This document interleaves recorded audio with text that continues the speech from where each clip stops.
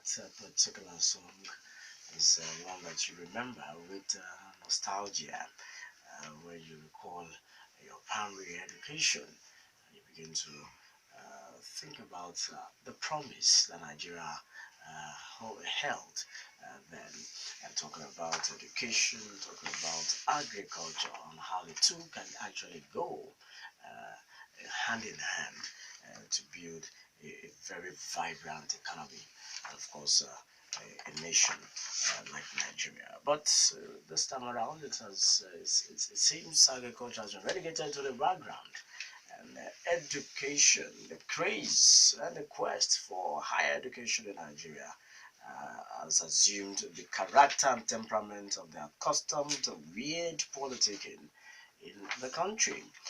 Yearly, eligible Nigerian youth in their millions across the country desperately enroll for the Unified Tertiary Matriculation Examination, UTME, conducted by the Joint Admission Matriculation Board, JAMB, to seek for placement in universities, polytechnics, and colleges of education.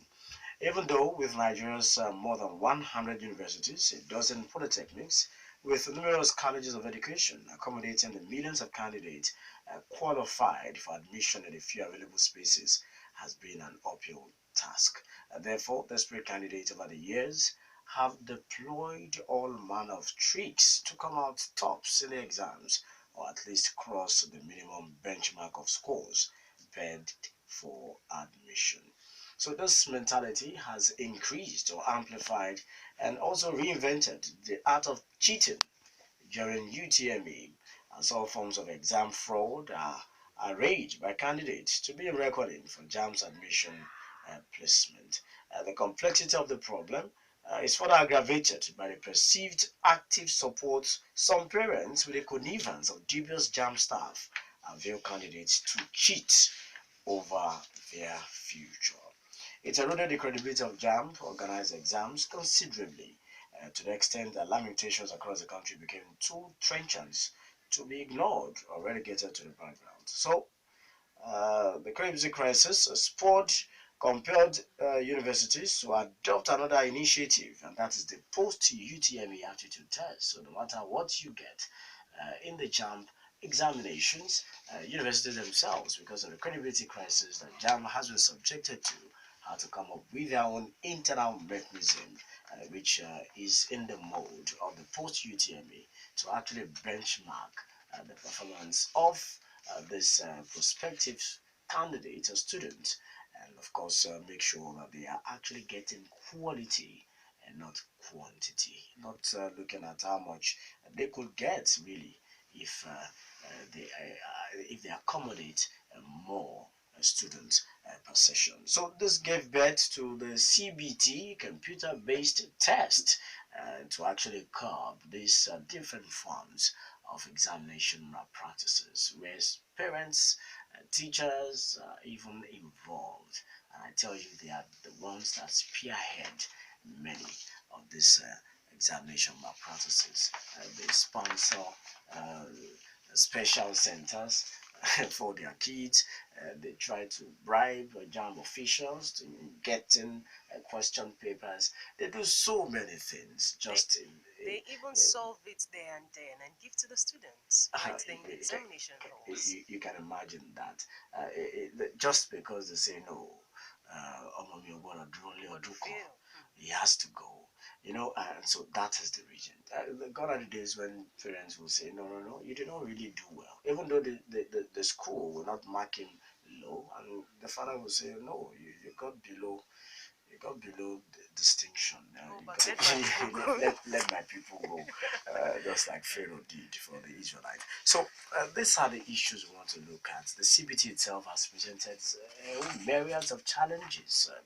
You see parents and their children subjected to different harsh conditions, uncomfortable situations, the challenge of network, the volume of students that have to write the exam instead of sitting for a day, it stretches sometimes to a week or even 2 weeks. And then, you know, so it has also come with its own challenges. As you try to solve a particular problem, in that solution, you also meet another problem. In solving that next problem, you also meet another problem. And even the cost of taking the examinations is also on the high side. Even if JAMB is trying to cut costs, what about the students, even the parents? Then most times some centers, some students get there and then they don't even know there. So the stress and everything, and then some are moved from their state to another state where they're not even conversant about. And then the security too. Someone was abducted last year. Yeah, accommodation too. So all these things, all these anomalies we'll need to look at. Yes, that's what we'll be doing this morning. Exactly that. The UTME, Unified Tertiary Matriculation Examination, and matters arising, the challenges, the situation we find ourselves, and of course, the way forward. We have someone who is highly qualified to discuss this morning because he's a pioneer. He started the Pioneer IT company in Ogun State, known as Jare Investment Limited. Many of those who know Jare Computers back in the day, and is presently the Vice President, Abeokuta Chamber of Commerce, Industry, Mines and Agriculture, known as ABEOCCIMA, and he is a representative of ABEOCCIMA in Ogun State WAEC Committee and Board for Technical and Vocational Education in Ogun State. I'm talking of no one else but Mr. Jare Oyesola. You're welcome to the Daybreak Show and Rock City FM. Thank you. Well, Mr. Oyesola, because you have been involved in IT for so long, so if I were to ask you, do you think the CBT, which of course is having its own challenges now, should have started very much earlier than when JAMB introduced it? Yes, it should have, but we have to look at the infrastructure. The infrastructure were not there and are still not there, and that's why JAMB is facing some of these challenges. When JAMB started in 1978, they were taking care of only 100 candidates. By last year, they took care of over 1 million candidates, and that means each candidate has 3 choices to make at minimum. That means they are processing about 3 million admissions because all these have to be processed. So CBT came late, but it's because the infrastructure were not there, and the people at the top were not computer literate, and they resisted until the crisis in paper-based exam forced them to accept CBT. So people were really forced to accept CBT. And like I said, the infrastructure too of running CBT is there. The universities could not provide the infrastructure, and so they had to involve private participation, CBT centers. And as at last count, over 534 private CBT centers are involved, apart from all the universities, polytechnics, and so the infrastructure is low. I would like you to know that as at 2000, the Millennium Development Goal assumes that anybody that will finish even GS3 is computer literate. So everybody that is finishing school SAT should be able to do CBT. But what are the infrastructure in our schools? Are they, are such objectives realistic? In 2017, and so many secondary schools cannot boast of 50, 30-seater computer centers. Let's to talk of 100-seater.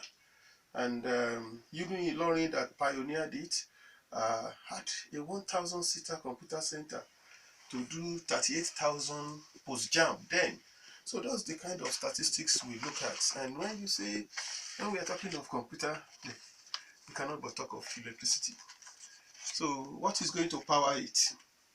So even if you have the money to buy computers to all these schools, you need to buy generators or have some source of power. Actually, most of the schools are designed to use solar powered IT, and that makes it costlier for government to implement. So they are implementing it in phases. And another thing with IT is that computers become obsolete. If you say you want to implement computers across secondary school in stages, you have so many secondary schools Within 5 years, the computer you bought are obsolete, and you are on another level. So we have these challenges, and I think corruption robbed of so much we could have achieved. I could remember when, much earlier, when Fafunwa was minister, we could have had UNESCO giving us so much computers to run it, but our people, once they will not get courts and go, they are not friendly. And I think till today, we could still have so much of free computers, but people are resisting, and the lack of power supply is making it difficult to implement. Okay, were all these things not looked into? Why then the rush? It was a question that we don't have alternative. We could not cope with the logistics of paper-based exams. So by the time the students pay for forms, yes, the students pay for these examinations, yes, then why will they have a problem with logistics, getting papers? It's the logistics is not question of just printing papers. You are talking of overcoming the challenges imposed by some of the things you enumerated at the start. You have parents' connivance, you have teachers' connivance, and I think all these two are related to the quality of people running the education system. I could remember when I started job as a teacher in 1977. With my salary, I go on summer flights. So there is little that a student can use to attract me. So when WAEC gives us question paper, it is not likely to leak. But what are the teachers handling today? Could you expect them to be of standard like that? If I am a teacher, I go to international conference in Ethiopia, go to London, go to US as a teacher in this Ogun State, sponsored by government. When I resumed work in 1977, that's the level teachers are. So why will give us question paper and it cannot leak? But you're not having a teacher that can be bought by students. His salary is what some students play with. And it's even the parents. When I was an ordinary head of department in Egwuonwu Teacher Training College, no parent can just come, parents beating teachers. What is the level? There were not too many people using 504. As head of department in Egwuonwu Teacher Training College, I was using a 504, and I was at the level of any high civil servant. So I can't imagine DSS official coming to beat. It cannot happen because of the level teachers who are placed there. So some of the challenges we have to face is teachers cannot give what they don't have. When a teacher is on a high pedestal, like we were then you could expect high quality. But when you teach teachers like rubbish, I think the society should not expect too much. Okay, we have 1.7. We're looking at 1.7 million candidates for this examination this May, and we have just about 534 centers. Do you think JAMB is serious? JAMB is serious, and I could say that they are working hard on it. Because the students go through a lot of hassle, they go through a lot of problems. Just 534 centers, and we have 1.7 million candidates.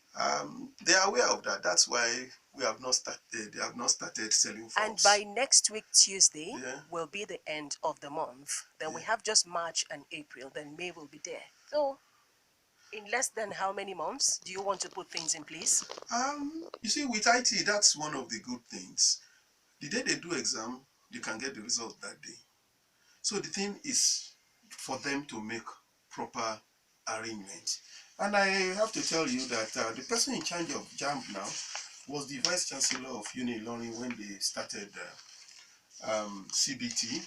He's a competent person, and I'm sure he will have seen the failures of previous examination, and he's taking his time to see that this particular one, this first one is conducting, it's as near perfect as possible. And I think it's better late. But I can tell you, we are rushing because we are thinking of paper-based things, but the gateway in UK have not started, so nobody have started the UK equivalent of JAMB.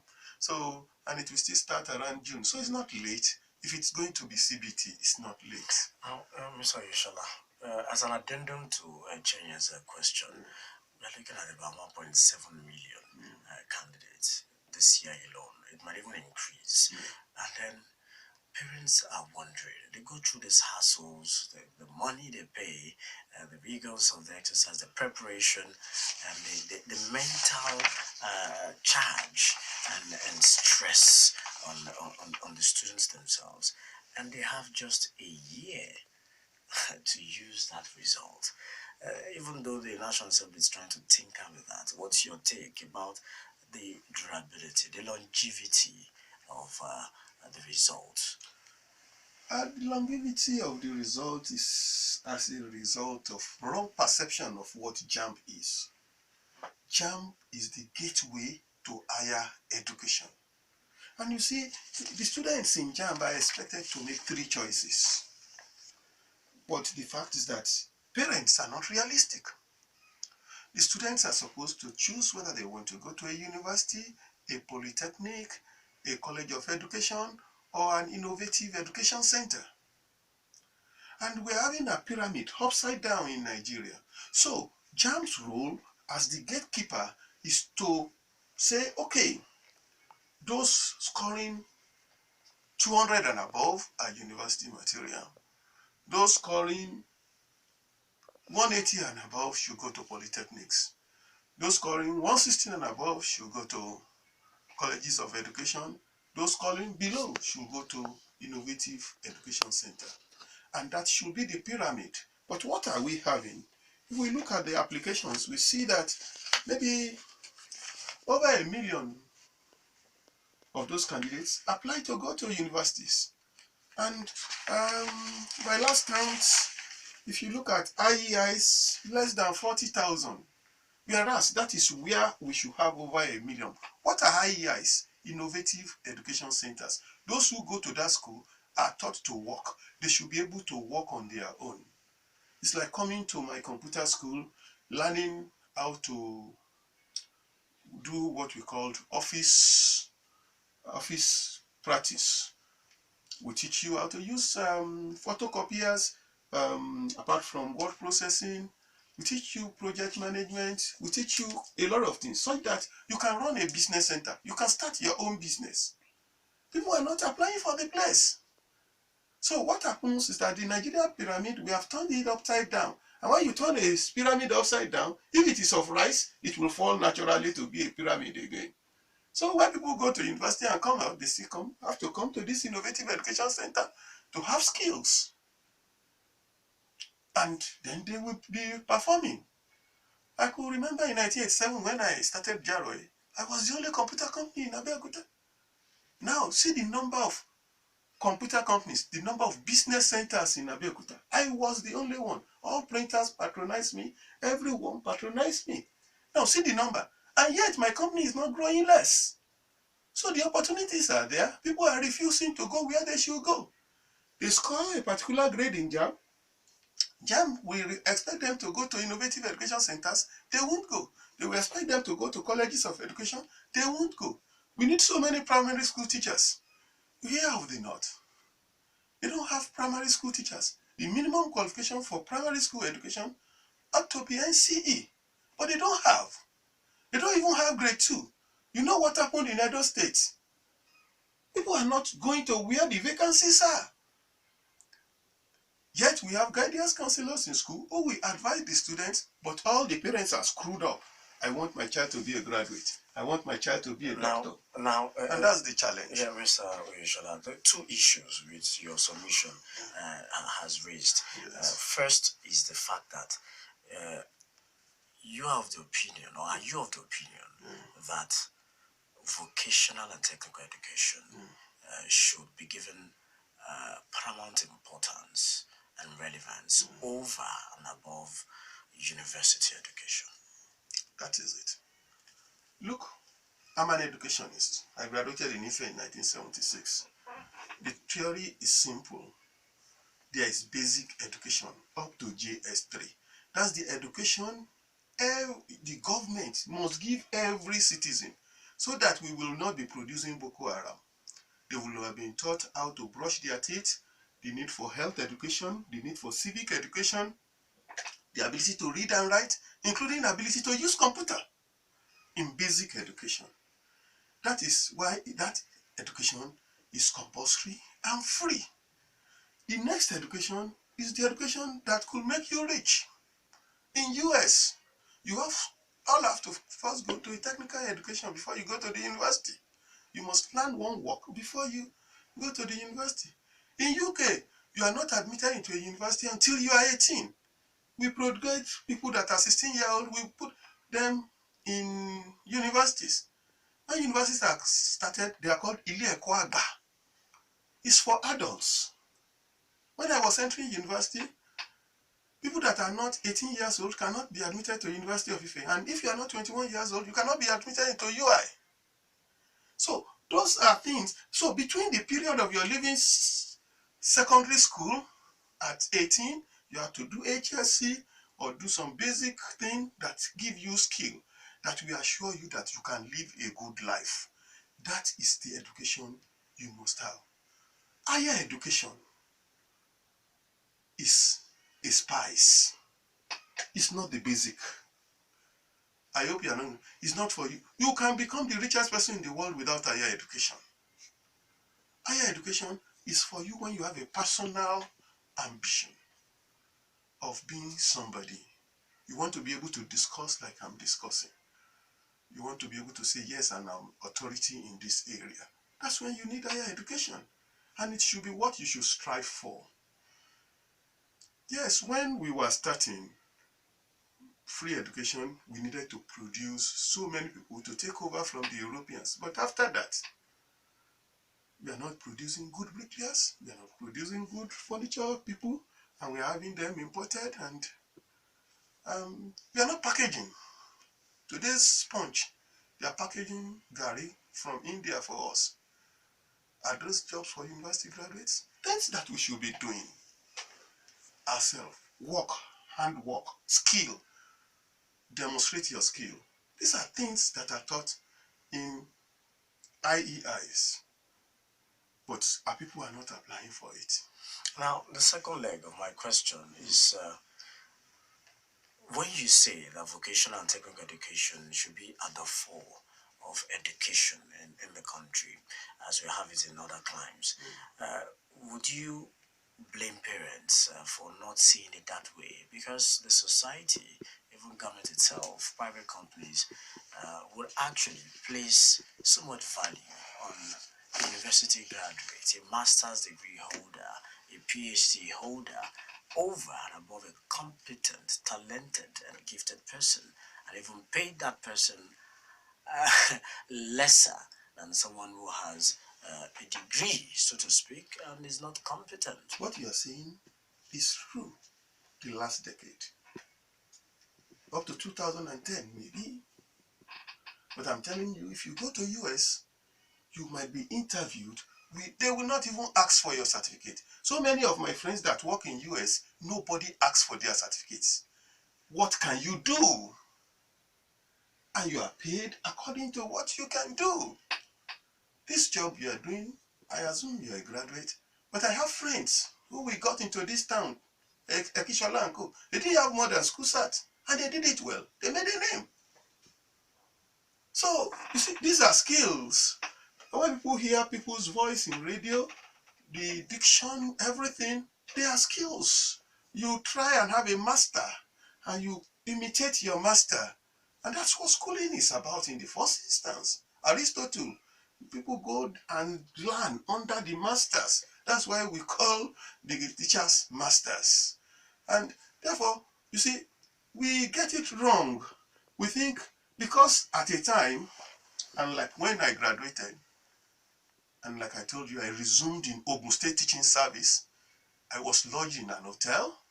I'm resuming from youth corps. Before September, a car was bought for me by government. And then, so that time, producing a graduate is it. So most people fall into that. But like I became a principal less than 3 years after graduation. But you cannot become a principal even 15 years after graduation now. So the thing is shifted. So it works for some time. Maybe those of us who graduated in the early 70s and co. But now it's not so. People are looking for skill. What are all these musicians? They are making it. Who is asking for their certificate? Nobody. But you and I know, Mr. Oyesola, that if your child walks up to you one morning and then tells you, Daddy, well, I've thought about my life and my future, and I've arrived at a conclusion, and that is I don't want to further my education. I want to go into music, I want to go into carpentry, I want to go into whatever it is, into dancing, into contortion, into so many things. You say, oh, Jare, wait a minute. Did you wake up on the wrong side of the bed? Are you sure you are not daydreaming? Will you go back to sleep and then come back and let us have this discussion? No, that's not likely with me. I'm an educationist. You. Okay, okay, so where have we... Don't forget, that's your background. That's your background. Yeah. Yeah, we have guidance counselors in schools. We don't listen to them. I had my daughter. She went to Abeokuta Grammar School. I'm a teacher. I spoke with the guidance counselor, and the guidance counselor told me that, yeah, your daughter said she wanted to do medicine, but I will advise she goes for chemistry. That I can tell you that your daughter will get a PhD in chemistry earlier than she will graduate as a doctor. She insisted she wanted medicine. She did medicine. She did well in medicine, but now looking back, she's in US. She's studying for PhD in medicine. But if we have followed the guidance counselor's advice, she will have got a PhD years back. Because she will have spent only 3 or 4 years in the university, maybe 1 more year. The 6 years she used in doing vet medicine, she will have practically have been towards a PhD. Yes, she refused, and I'll allow her to follow her hearts, and she became a vet doctor. But later she now saw that maybe the vice chancellor or the guidance counselor was correct, that she should actually be somebody that is becoming a lecturer. So at the end of the day. Okay, so where do you think we have gotten it wrong now? We got it wrong attaching certificates to what people are paid, not attaching productivity to salaries. I think that's where we got it wrong. So that is why you think this craze for certificates, for investor admission certificate is all about. Now that takes us to the issue of quality, because that only attracts quantity. Like I mentioned earlier, apart from the millions who write UTME examinations every year, you also have these universities also conducting their own post-UTME, and they even get more candidates, and they know the number of slots of admission available. Yet they sell forms for post-UTME, make money, make the parents more, and then eventually maybe they sell about 500,000 forms. Let's pick maybe Unilag, for example. Everybody wants to go to University of Lagos or University of Ibadan or OEU. And then maybe just only 30,000 admission slots out of 500,000. It seems we are focusing only on quantity rather than quality, and that is why you have graduates who can't really write their project and they can't even defend it. I had a friend that was practically chased out during his project defense. He told me himself, because he was crying. He called me. He couldn't cope. He was fidgeting because the project defense team lambasted him and sent him out. Some of them don't even write. They copy. Yes, they were actually asking, "Are you sure you wrote this?" So, and that same person now parades. In fact, I think he has a master's now. Parades a master's certificate, sits down somewhere, earns a fat salary, and then we forget about quality. How can we change this? We did not forget about quality. I disagree with most people who talk about quality of education being lowered. We have the Nigerian factor, fraud, corruption. Some people corruptly got admission into the university. They are the people responsible for all the cultism because they cannot fit into that system. They are not qualified to be in the system. They corruptly got into the system. So they continue to corrupt the system if they want to get out. And that is the purpose of what you introduced this with.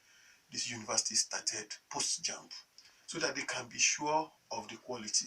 The commercialization part of it, I think we cannot blame the vice chancellors. They need money to run their school. The government is not giving them sufficient subvention. So that is why you had that commercialization. And you know, we exploit ourselves in Nigeria. Yes, we exploit ourselves. If you see Gary today at one price, they will start be talking about Gary in dollars now. That's the way we exploit. Wonder how does dollar affect the price of Gary? So that we exploit ourselves. So that is the commercialization of education, and the reason for the commercialization I have stated. But when it comes to quality, let's have a look at our state university, Ogun State University. We had these problems, and a new vice chancellor got there. They started CBT. All the 100 level students do their exams by CBT. So you cannot talk of any lecturer, harassing you. You do your exam by CBT. Even the question you did might be different from that of your. So gradually, within the 5 years this new vice chancellor used there, you can see that the university that had no grading became the best state university and became number 17 in Nigeria, just because the standards were there. NUC specified the standards. When they were not meeting the standards, they were downgraded. When they meet the standard, they are upgraded. And even then, when we were talking about they're not meeting the standards, they were not even issuing certificates. For 5 years, OSU was not issuing certificates. So, you see, when the things are bad, they were really bad. Some corrections are being done, and I'm sure all of us in the education system, and we, the private sector, we are monitoring, because we are the people who buy the products. It's members of the Chamber of Commerce that employ. We are the employers of labor. When somebody said he's having BSc accounting, and you employ him, and he cannot even fill a teller, we are the ones that complain. And we have representatives in some of these boards, and we make our complaints known. Okay, you are an educationist. Yes. We have educationists like you out there. Yes. What have you people done to better education in Nigeria? Everyone will try his best. I studied education, science. Then there was no computer science. I introduced computer not only into Ogun State. I formed the curriculum being used for computer education in secondary school in Nigeria. It was part of the consultants used. So we were innovating. In your own little area, you do your best. And I could say I started the first computer school here. I worked for government only for 15 years. Left the government system, got into the private sector, started a new idea, copied by many people, made successful quite a number of people apart from myself. I've reproduced myself more than 1,000 folds if you look at the fact that I was the only business center in Abeokuta in 1987 and the number of computers. So I've reproduced myself. I'm happy. But that is just in my narrow line. I can't be everywhere. Okay. And each person, depending on the ambition, I had friends who stayed the full 35 years in service and they became principal generals. They're happy with themselves. But I'm also happy with myself. Okay, now, as part of your responsibility as a representative of ABEOCCIMA in the Ogun State WAEC Committee and Board for Technical and Vocational Education, what do you push forward to this committee? so that we begin to see more of vocational and technical subjects in WAEC, and then maybe by extension UTME. That's what has happened. When you finish GS3 now, you are to go into the senior secondary school. The senior secondary school is for you either to acquire some skills or to prepare yourself for higher education. So we now have technical education in senior secondary schools. So what only happens is that if you do woodwork and some of these vocational subjects and you have distinctions in them, you can do a lot of things yourself. You are likely to go to an IEI or a polytechnic and improve yourself when you want to. You should be able to do some things. So what we have is a situation in which with that vocational training in senior secondary school, you will not be rated as having a higher education potential. The higher education potential we talk about is credit in English and maths and 3 other subjects. But they will not take your credit in woodwork or something as higher education potential until we start having BSc bricklaying. Okay, sir, we need to take a break, but before we go on this break, while we were discussing the UTME and CB centers, you talked about we are not there yet, but we are striving to get there. How is this achievable? The major challenges we have, like I said, is not fund. Anybody could have money and import 350 computers, 500 computers, set it up in a building, and you say it's a BCBT center, but powering it Is another thing. And when I'm talking of powering it, I'm not talking of your ability to buy generator. Who are those going to even maintain the generators you buy? I have friends who set up CBT centers. On the day of exam, the generators failed. They don't know who to cry to. I hope you are getting my point. Sure, So yeah. it goes back to that technical people who will maintain the infrastructure and as a response to what you asked. So we're saying that our technical colleges should be doing facility management such that they know how to manage facility. We are introducing that as a new curriculum, and the chamber is introducing some new curriculum under dual vocational training in cooperation with the German Chamber of Commerce. And we're having a lot of building projects going on in our technical colleges with our support. All right, we'll go on this short break for the national news at 10. After the national news, we will continue our discussion. It's UTME and matters arising. We have in the studio Mr. Jare Oyesola, Vice President at Abeokuta Chamber of Commerce, Industry, Mines and Agriculture, and a representative of ABEOCCIMA in Ogun State WAEC Committee and Board for Technical and Vocational Education, CEO, Jare Investment Limited, a pioneer IT company in Ogun State. Stay with us, we'll be back. Okay, still Citizens Forum on the Daybreak Show. Today, the 21st of February 2017. We are looking at UTME, Unified Tertiary Matriculation Examinations, and of course, matters arising. We have in the studio Mr. Jare Oyesola, the Vice President of Abeokuta Chamber of Commerce, Industry, Mines and Agriculture, ABEOCCIMA, overseeing government policy and institutions, the representative of ABEOCCIMA in Ogun State WAEC Committee and Board for Technical and Vocational Education. He's also the CEO of Jare Investment Limited, pioneer IT company in Ogun State. Mr. Oyesola, before we went on that break for the national news, we're still looking at this issue of over-reliance on certificate. And maybe that's why there is this continuous influx of students, first to buy JAMB forms and then to sit down for to write this UTME. Now let us go to the institutions themselves who JAMB are supposed to help check the competence and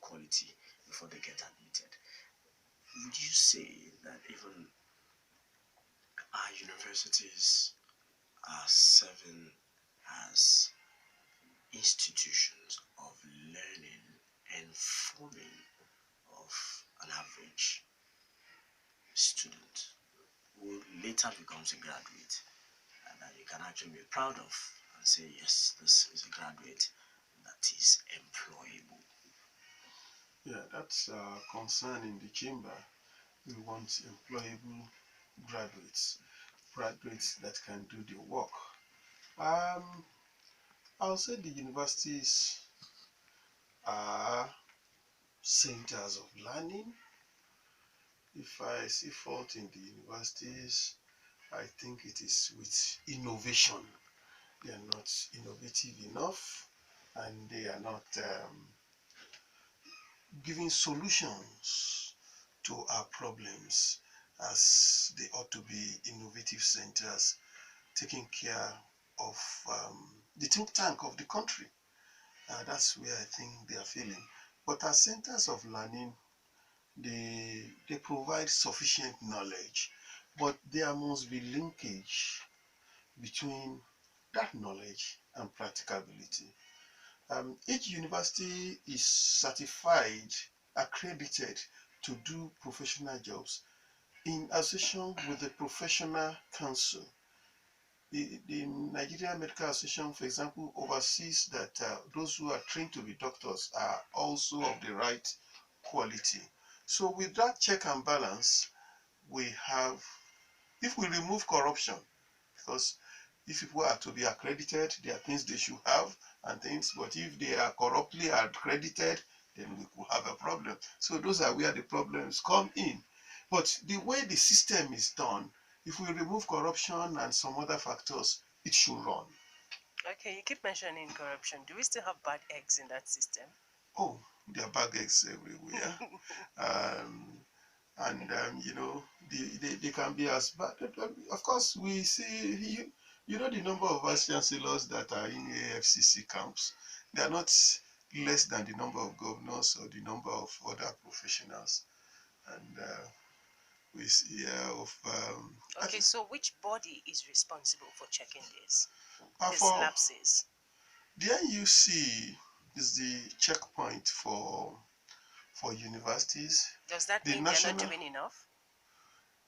They are not doing enough in maintaining standards, and I think they are not really compliant. If they have to be compliant, they have to be something like the Office of Standards in Education that we have in UK, where even the universities themselves will be doing self-assessment, and it will be available, transparent, online. How many of their graduates are employable? Just like you said, your last university in UK, we advertise itself that all my products last year are in employment, and they can say they are in this and this and this company. Transparent. Okay, you keep referring to UK studies. Yeah. How can we bring that style to our own education sector here, and then better education in Nigeria? UK, we must add, we can adopt some things, but we must also adjust. Like we have infrastructural challenges, which we might not be able to be exactly like they are. But all we need is having someone with a vision and passion, and that our people must be exposed. I frown at situations where we have somebody having BSc, Agowoye, Masters, Agowoye, PhD, Agowoye, becoming Vice Chancellor of Agowoye. No exposed, not exposed to some other climes. So the limit of his, the horizon is limited. And I did not appreciate this until I'm in the Chamber of Commerce and had to meet people from other countries, and I saw that we could be limited by our environment. We must interact. And universities are international institutions. And I'm sure in selection of vice chancellors, they must continue to look at this, because the vice chancellor is the head of institution. All right, at this juncture, we'll try to accommodate your opinions, your questions, and of course, contributions on this topic this morning. You can do this in three different ways. You can call our studio lines 0809 868 7344 and 0909 146 9670.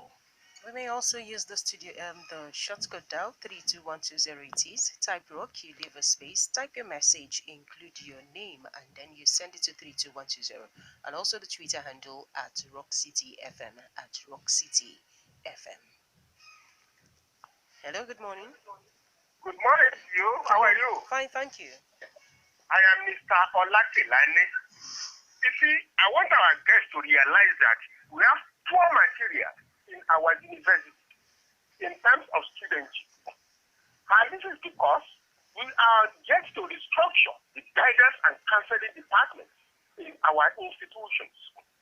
More so, they put pressurizing on university admission to be blamed on the society, the government. Government places unnecessary dichotomy between university graduates and graduates from other institutions. That's making them inferior. That apart, even you, Mr. Oyi, yes. I know you will always like your children to go to the university. Yes, because some of us feel that university graduates control the nation's economy. Now, the question for you, don't you think that to resuscitate our education from collapsing, to start from the foundation? Don't you think we should go back to the whole teachers training college method, where grade teachers are trained, from there SCE and so on and so forth, then to produce good graduates from the primary school? Yeah, is the foundation of all sectors of education in the country. Thank you, bye. Thank you very much. Hello. Hello, good morning. Good morning. Tobi and Chienye. Good morning, Mr. Jare. Good morning, Nigerians. My name is Gafar Olusegun. Good morning. Gafar, yes, thank you for calling. Today I have testimonies to support Mr. Jare's submission and also contribution for the way out of this finance we're having. I'm very happy for Mr. Jare's achievement because he was a pioneering IT person in the State in terms of commercial. And if not for his doggedness and his professionalism, he would have been out of this business. So I'm very happy for him. Now, testimony. When telecommunication started in Nigeria, if you are a rigger, riggers are those that climb the towers for us. Hello? Mm-hmm. Yes, we're with you. If you are a rigger, riggers then were brought from South Africa. They were being given $100 per day as a rigger. $100 per day, then 2000, 2001, 2003, before we started training Nigerians to be doing the job. That is, innovative educational institutions are very important, are very key. Another testimony. I am a graduate of statistics. Hello? Hello? Yes, go ahead, Just Gafar. go on. I was on interview in statistics after having a telecom background. Today, I've succeeded in working with 3 different multinationals. My submission and other testimony is this. It is what you can offer. We should have to go back to technical education. Innovative education institutions are very key to success. And another testimony on the aspect of testimony is this. Look at our women. They will buy a car for 3,000, 2,000 naira, 1,500. You do respect to our wonderful women. They will throw it for 3,500 naira, 5,000 naira. Imagine. That is somebody having a skill. The designer is having a skill. And he or she is selling the skill to the society. The aspect of this problem is number 1. We must go back to technical education. Number 2, we have to put a benchmark on our admission age to 18 years. If you are below 18, do not apply for JAMB. Number 3, government should de-emphasize university education in terms of certification and society. Thereby, I want to know what you can offer me, not the certificate you are bringing. Thank you very much for this wonderful opportunity. Have a blessed day. Thank you. Thank you. Hello? Good morning. Hello. Good morning. Good morning. Yes. My name is Pastor Emmanuel Kennedy. I'm calling from Abeokuta. Right. Thank you for calling. I'm listening to what the suspect all over there said, and I just want to chip in that one of the reasons why we are having all these problems with dam and water is because in the secondary school that we have here in Nigeria today, guidance and counseling is never appreciated. Once that Hello? Okay, we lost that call. Please try and call back 0809-868-7344 or 0909-146-9670. The short code dial 32120, type rock, leave a space, type your contributions, include your name, and forward it to 32120. And also the Twitter handle at Rock City FM. Yes, it is the Citizens Forum, and we are looking at some UTME matters arising. Hello? Okay, we lost that call. Hello? Okay, let him react to the issues Alright, we raised. react to the first set of issues raised. I think I'll start reacting to Mr. Kilani's something of government dichotomy in terms of graduates, salary scale, and people from other professions. I think it all starts with thinking that government is the employer of labor of choice. I think it's wrong. I'm of the opinion that we, the private sector, the Chamber of Commerce, Industry, Mines, and Agriculture, are to be the real employers of labor, and we should be able to dictate what we want in the industry. Government needs policymakers. Let us accept that. They need graduates to make policies. Unfortunately, they don't need as many as we are producing. We in the private sectors, we need practical people who are going to do a job. Maybe I need one accountant, maybe I could need a CEO, and just a few graduates to run my business. All the others I need don't need to be graduates, but they could be productive and be well paid. And just like the Gaffer said, yeah, we were employing riggers, and now we are producing, and they are well paid. So when we, the private sector, we are already questioning employability of the people. So when you come into a private sector firm now, I don't think they are saying, let's look at the private schools. You know, the nursery and primary school, you have a lot of graduates teaching there, teaching in primary schools that NCA are to teach. They are not paying them better than they would have paid any NCE. If they like, they go. But the NCE will be satisfied with what is being paid and will be progressing and can do his BSc well there and get promoted and become whatever he wants to be.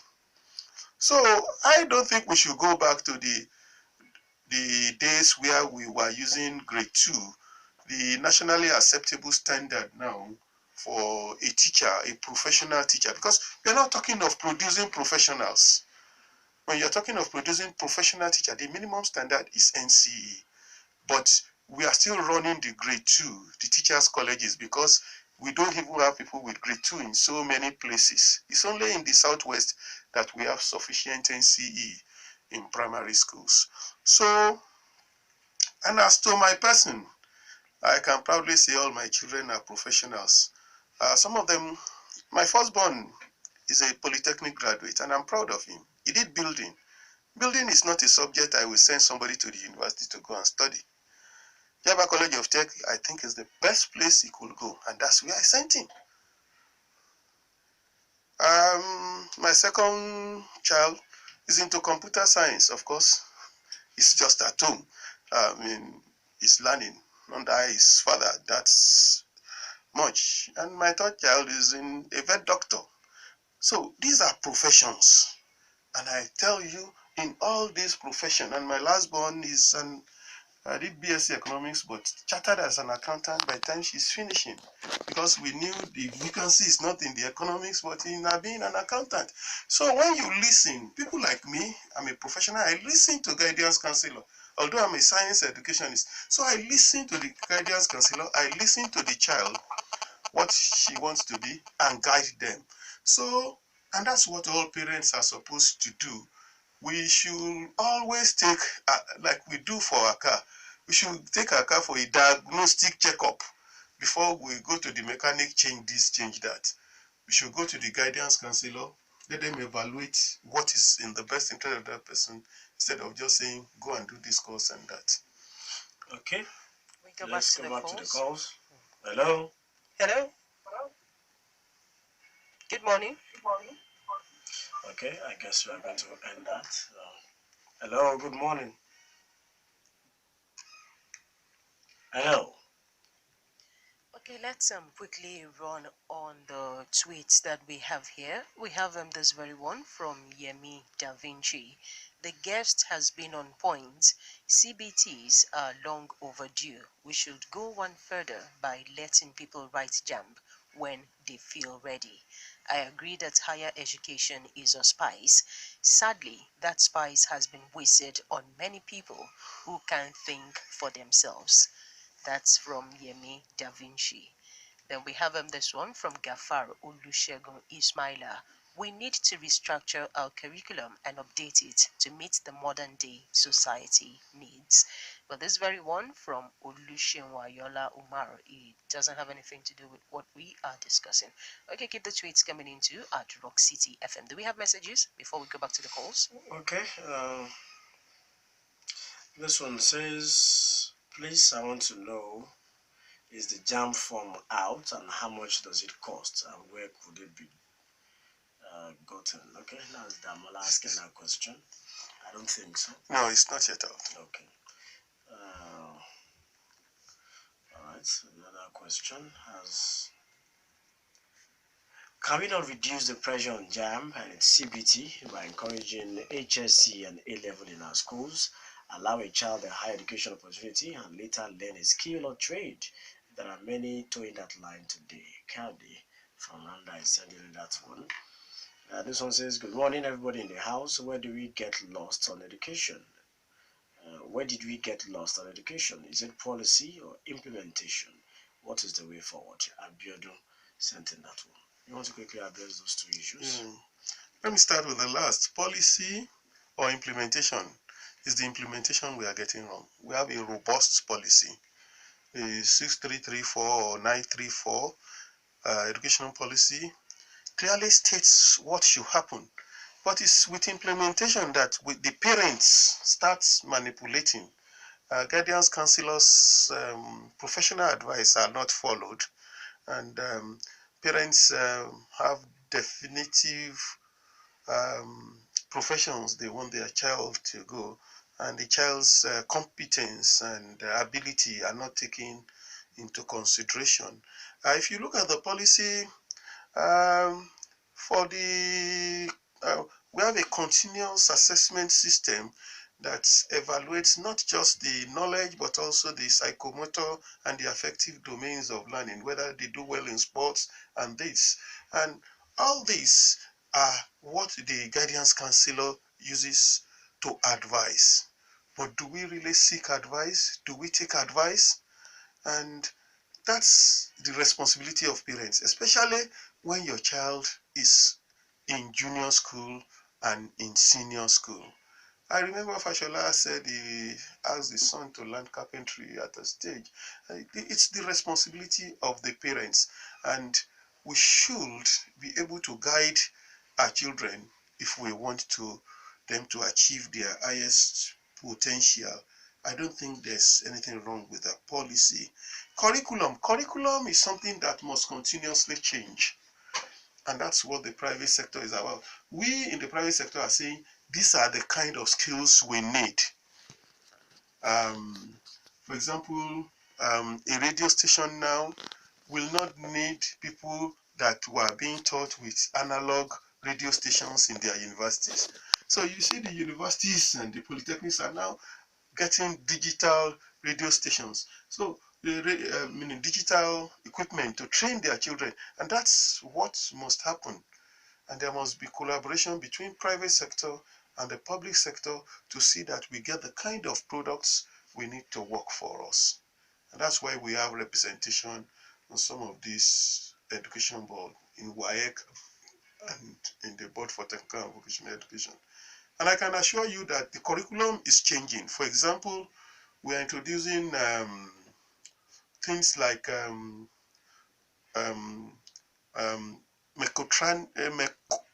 mechatronics, because we see that mechanics must know electronics to be able to repair the new generation of computers, the new generation of cars.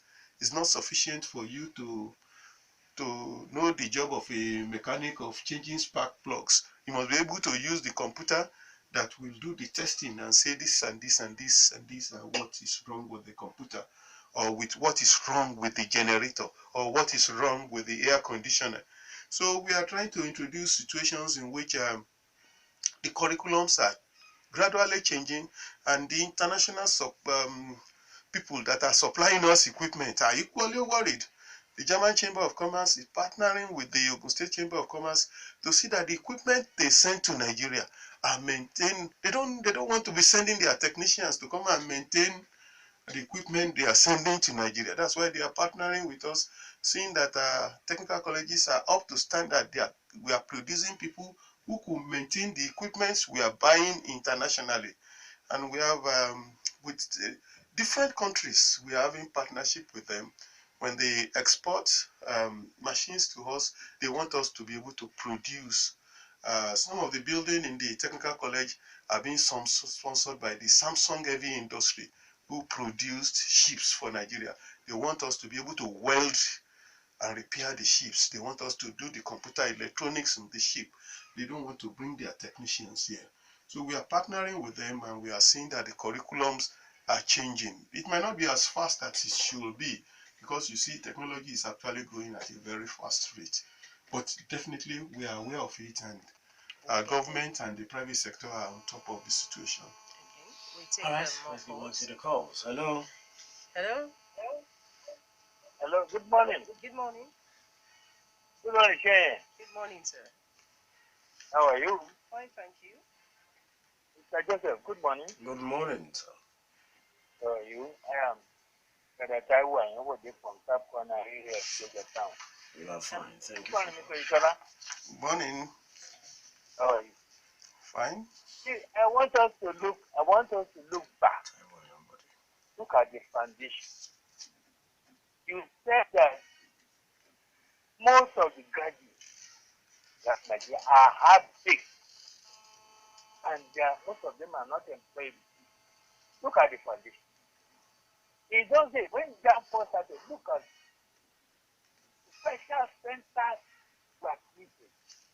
And in these special centers, you see students coming out with very good grades.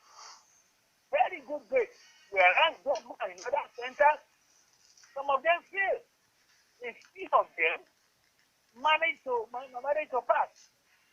And this one in special centers, are dated in the university. And they are not able, some of them are not able to cope. One that are able to cope, just graduate like that. That's why you have unemployable graduates.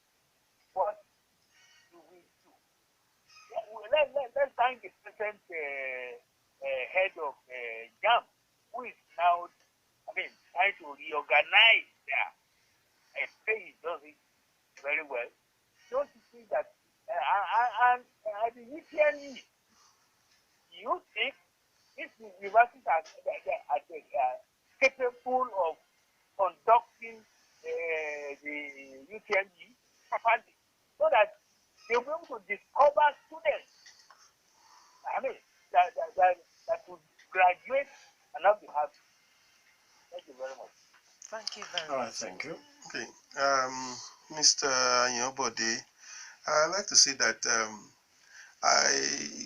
we can have half-baked that are unemployable, but the system takes care of it. They won't get jobs, they won't get good jobs, even if their parents are owners of the jobs. They will not make them the head of the place if they want their business to progress. So there's a natural system that sieves out that. But I can assure you that Unlike most people think that the standard of our education has fallen, it has not. People that are leaving primary schools are now computer literate. They can now use computer. They are better in their arithmetic. Their spoken English are at times better, although some of us believe that they could have been taught in their native tongue so that they can think about it better.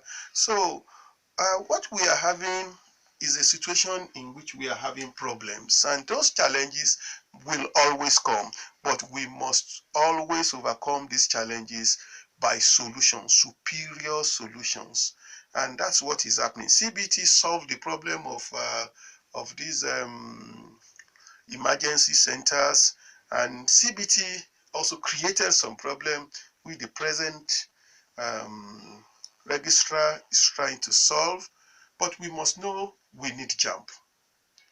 JAMB is a gateway to streamline people into various higher institutions. It is, and JAMB is doing its role. But when people don't apply to where they are qualified to go, you score 120.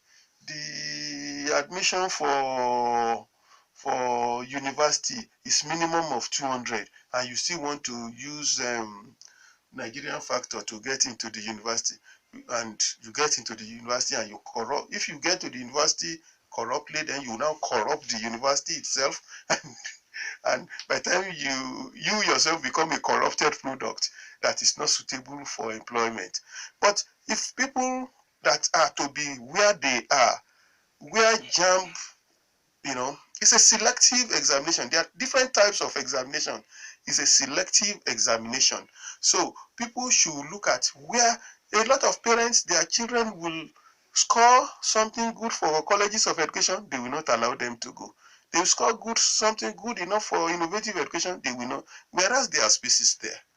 There are spaces in the polytechnics. So those are things we must look at. I believe if we ourselves know that we are now running a system that is transparent, a system that is not for the highest bidder, is for the most productive person, then those situation will be better. A society gets the kind of education that it deserves. Okay, thank you. We'll take more calls. Hello. Hello. Good morning. Good morning. Hello. Jare, Hello. I believe you are one of the board members of technical colleges in the state. Yes. And the technical colleges is abandoned or is neglected by the government. And your chairman is an innovative chairman who can bring fish from the Sahara. And what is now happening with the Ogun State Technical College all over? Please, we want an explanation. Thank you. You see, you must give credit to this government. There was no board for technical and vocational education before, and after the generation of Awolowo, nobody was taking care of technical education. As a matter of fact, Amosu government created the first board for technical and vocational education. So when the board was kicking off, we got the people we found there were people that were employed more than 25 years ago, and craftsmen that have, are aging, and new generation of staff were not employed. The first assignment was for us to see what the problem was. We successfully identified the problem, and I will say the board had a 3-year lifespan. A first year, there was no budget for the board. It took a second year before we could talk of being budgeted for. So it means all the while, nothing has been budgeted for technical education. So now they are thinking of budgeting for it. Now, with the board, we started bringing private sector contribution. We brought the German Chamber of Commerce, we brought Samsung heavy industry, and we are bringing more private sector because the private sector is interested in the products of technical education. So with or without government finance, technical education will run if we are given a free hand. And I think, but this government must know that if it must provide full employment for Ogun State citizens, they should pump more money into technical education than they do pump into secondary education. A situation in where they pay all the WAEC fees and things like that. I could tell you, when I graduated in 1976, my friends, you know them, that were from technical colleges, were already using cars before those of us who went to universities were graduating, because they were already making money. And they had free education. They were even paid while they are in school because they are productive.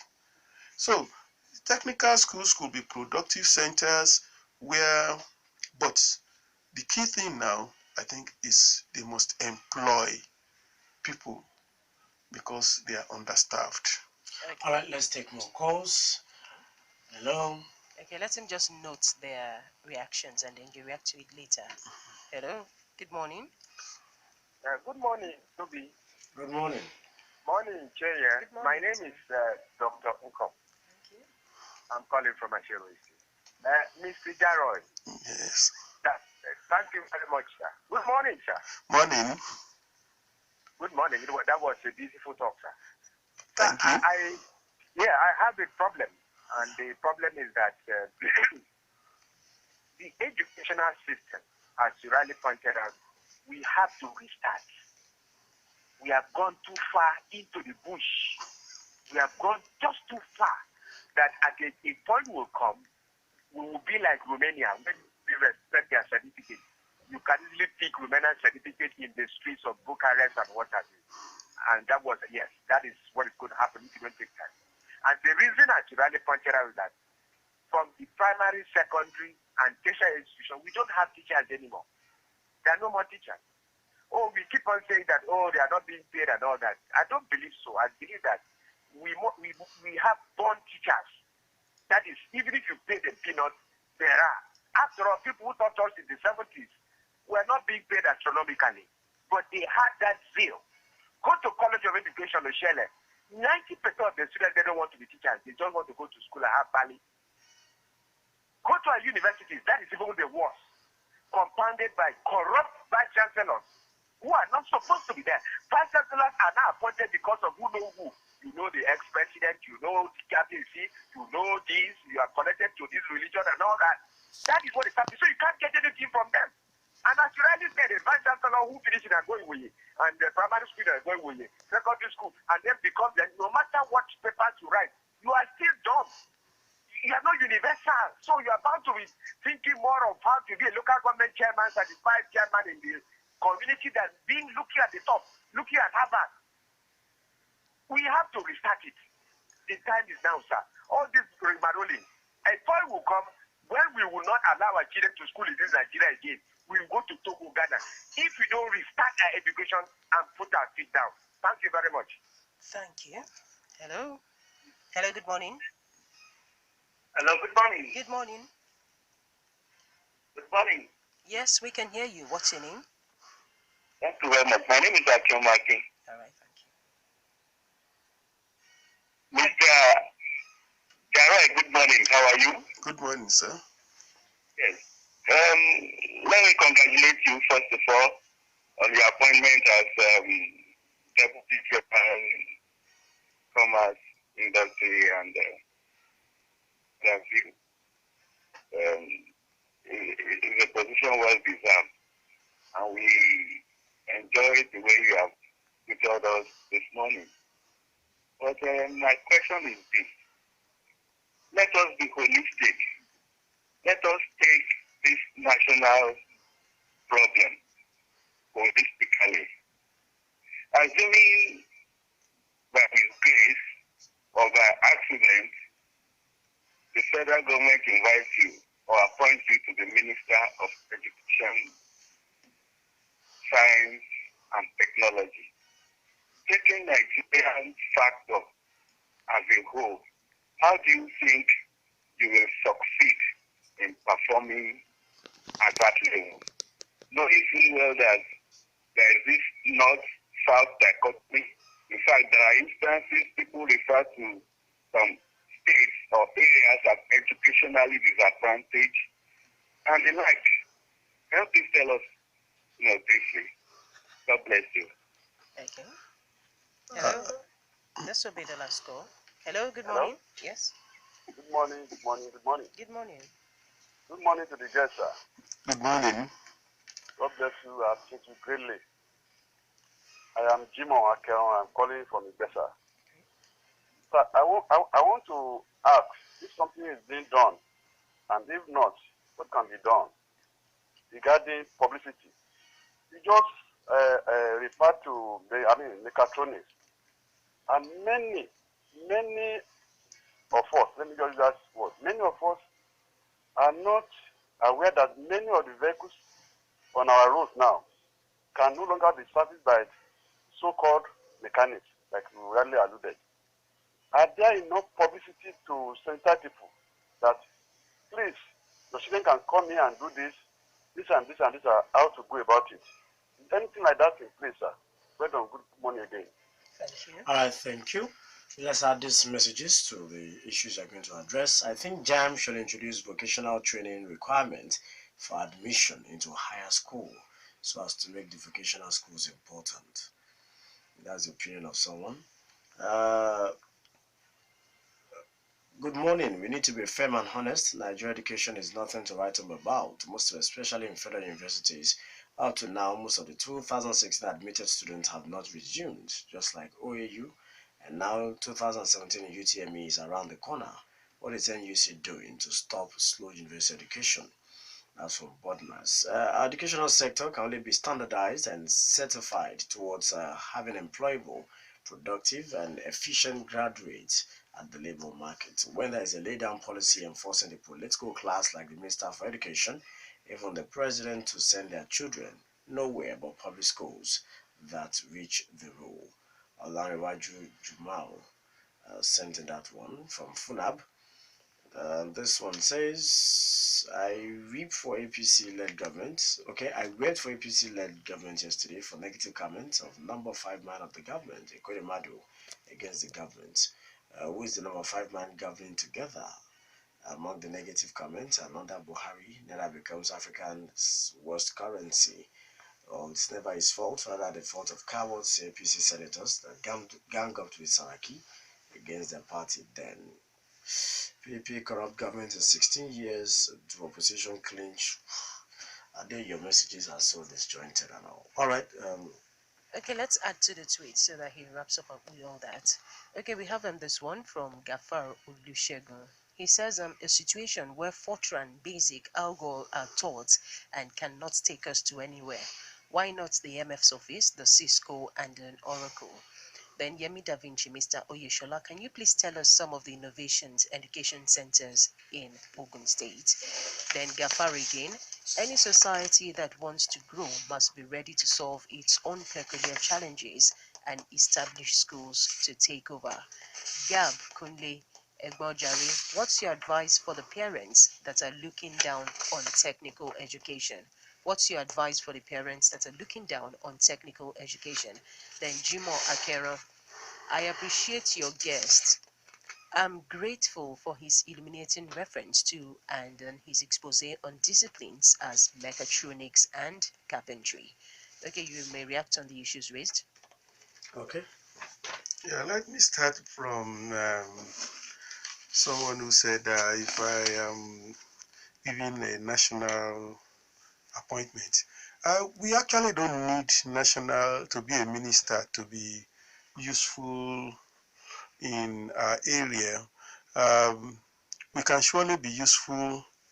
I think I'm too old to be a minister for what I would have wanted to do as a minister now.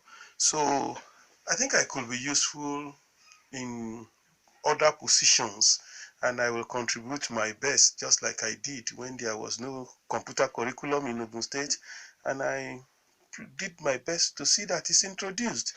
And I will always do my best to help my country to improve in whatever capacity I find myself. But the truth is that all these positions are politically determined, and those of us that are not politicians don't have ambitions for such things. So what if in our position in the chamber we are placed in boards where we can contribute? We will do, and we will give the best given the environment. On publicity, I think maybe the schools should actually start bringing parents into their career days. I think they should introduce career days and bring parents into it. All these IEIs, they are also on the JAMB form. They are nothing secret. They are in the JAMB forms. I think there are about 16 on them on the JAMB form last year. So they can actually... yeah, you can actually... And funny enough, the 16 of them, we have only 39 people applying to 16 schools. So they're in the JAMB form, just like all the polytechnics and choices of the parents. It's about the choices of the parents and the children. All right, so that is on that note that we draw the curtains on the show this morning. Thank you very much, Mr. Jare Oyesola, for doing justice to the topic this morning. We appreciate you, all those who called, who sent messages, and those who tweeted. God bless you. Join us again tomorrow for another wonderful edition of the show. I am Tobi Joseph. And I am Chienye. Good morning.